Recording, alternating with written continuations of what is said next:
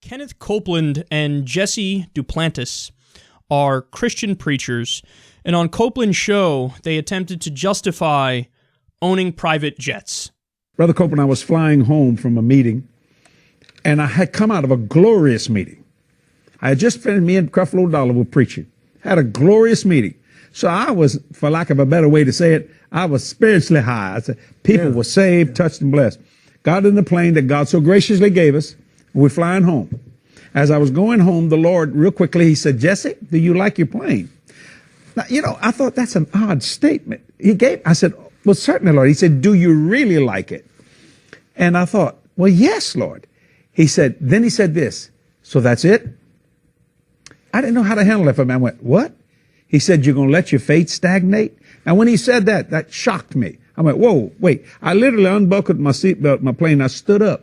My pilots looked at me and said, do you need something? I said, no, I'm talking to God right now. And he went back to flying. I said, Lord, I don't think I was letting my faith stagnate. He said, so this is all I could ever do. I said, you're trying to tell me something. He said, go to the book of Amos. So if you're at the book of Amos, I want to read the scripture. May I interrupt you there for a second? Mm-hmm. You couldn't have done that on an airliner. No, sir. No way. Stand up and say, what'd you say, Lord? No. Okay, no, yeah. And the guy sitting over there saying, what the hell does he think he's doing? You can't do that. You can't do that. No. The Lord impressed me.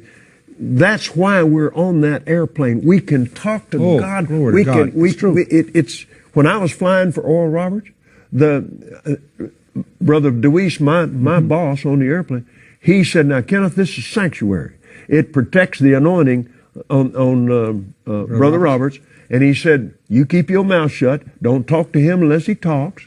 Because when he's on a meeting, he doesn't talk to anybody but God. Now, Oral used to fly airlines. Right. But even back there then, man, it got to the place where it was agitating his spirit. Sure. People coming up to him. He had become famous, and they wanting him to pray for him and all that. You can't manage that today. Right. This dope-filled world. Right. And get in a long tube with a bunch of demons. Right. That's exactly the And point. it's deadly. And it works on you hard. It really does. So anyway, I wanted to make that clear so the devil can't lie to you and say, see there, them preachers spending all that money, just fat cats riding around. That was the worst defense of anything I've ever heard. That's like, what was the book that O.J. Simpson wrote? I didn't do it, but if I did, here's how I would have did it. What are you doing? You might as well hold up a sign that says, I did it. Of course I did it. I did it. I think Chris Rock joked about O.J. writing a book like that or doing a movie like that before he actually did it, which is, anyway, I'm going off on a side tangent here. But look at their arguments.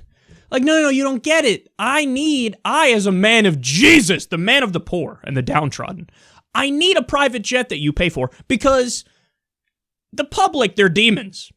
They're bad people. What am I going to do?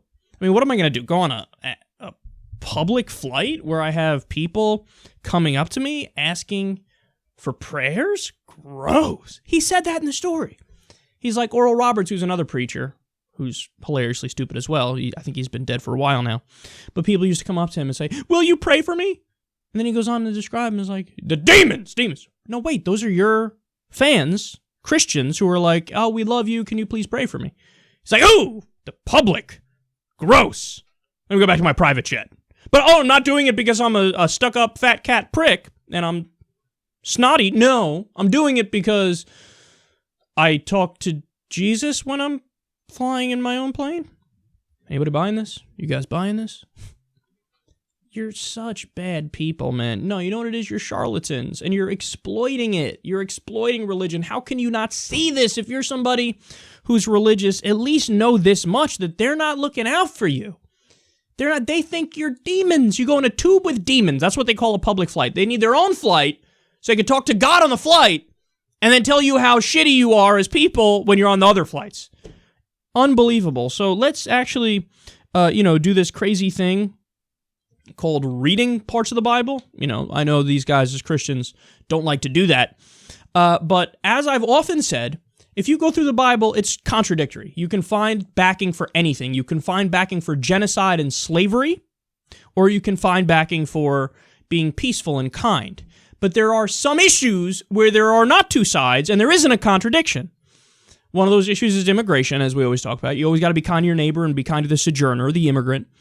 And the other issue is unequivocal that they're for the poor. Jesus in the New Testament was for the poor, for the downtrodden in society. That's just a fact. Against materialism and the rich, literally. Okay, so, examples. And see how well this jives with what these guys are saying with, Jesus, I need my private jet that you pay for because I love Jesus. He wants me to have a jet and millions of dollars. Timothy 6, lines 9 to 10. But those who desire to be rich fall into temptation, into a snare, into many senseless and harmful desires that plunge people into ruin and destruction. For the love of money is a root of all kinds of evil. How about Luke 12:15? And he said to them, take care and be on your guard against all covetousness, for one's life does not consist in the abundance of his possessions. Luke 12, lines 33 to 34. Sell your possessions and give to the needy. Provide yourself with money bags that do not grow old, with a treasure in the heavens that does not fail, where no thief approaches and no moth destroys. For where your treasure is, there will your heart be also. Could not be more clear. And for those of you who don't know the story of Lazarus, the whole point of the story of Lazarus is that it is anti-rich. The rich aren't even allowed to get into heaven. There's another part of the Bible that talks about better chance of a camel getting through an eye of a needle than a rich person getting into heaven. So flat out anti-rich, and these guys are like, I need my private jet, and I need you to pay for it.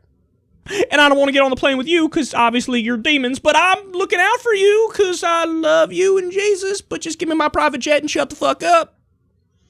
No, don't believe the nonsense. The oldest scam running is religion. And it's not just for Christianity, it's for all the others too, okay? Whether you're talking about Islam, whether you're talking about Hinduism, whether you're talking about Buddhism, whether you're talking about whatever, we've covered stories on all of the major religions and fucked up things that happen in the name of those religions. There are, Buddhist monks who take advantage of poor people looking for some sort of spiritual, deeper answer to life, and then they fuck them. They take them at their most down point, and they use them for their own sexual gratification and advantage because they're down and they're looking for you for the answers, and you're a powerful being, and religions are large cults. Let's all get over it and move forward in a logical, intelligent, rational way. I believe in your intelligence. I believe in your mind, perhaps even more than you do. Start using it.